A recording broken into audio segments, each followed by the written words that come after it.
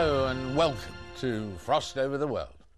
Later in the programme, the Middle East, plus amazing mind reader Darren Brown, the woman MP from Afghanistan who some see as a future president, woman as president, the future of China, and how would God vote?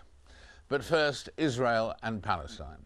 For the past 2 years, Tony Blair has been the envoy of the so-called Quartet, the US, Europe, Russia and the UN. The Quartet to the Middle East. And perhaps things are moving a little bit better these days. President Obama's recent speech in Cairo was widely praised for renewing hopes of a breakthrough in the Middle East, only for many of those hopes to be dashed by Mr Netanyahu's response last weekend.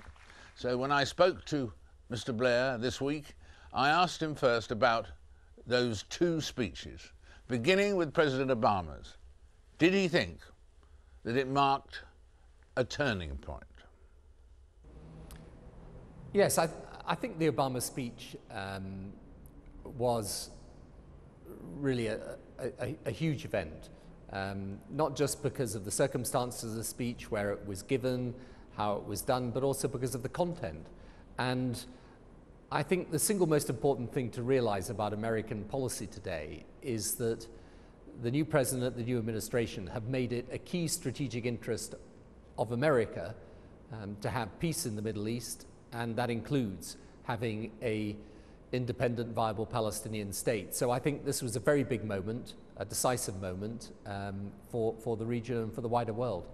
Yes, when we talked to Saeed Erekat on the day after Obama's speech, he said at one point, and I quote, "I think if this region breaks down, Sir David, I'm not exporting fear, but I can tell you from now that the lights will go down in this region. This region will go down in the hands of bin Laden, extremist violence and counter-violence, if this moment fails." Well, I think everybody knows that there's a broader question as to what the direction of this region is. Is it one towards peaceful coexistence where people of different faiths and cultures live together? Is it one that's at home in the 21st century, economically, socially, culturally?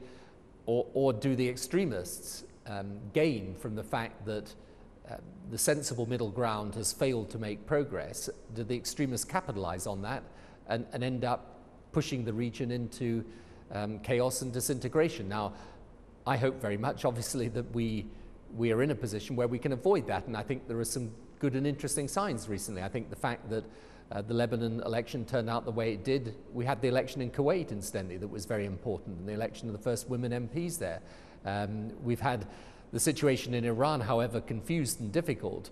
Nonetheless, it's clear there are many, many people right across this part of the world who want a future of peace and security and coexistence. Have you detected any sea change in attitudes since the Obama speech, or is it too early to see that?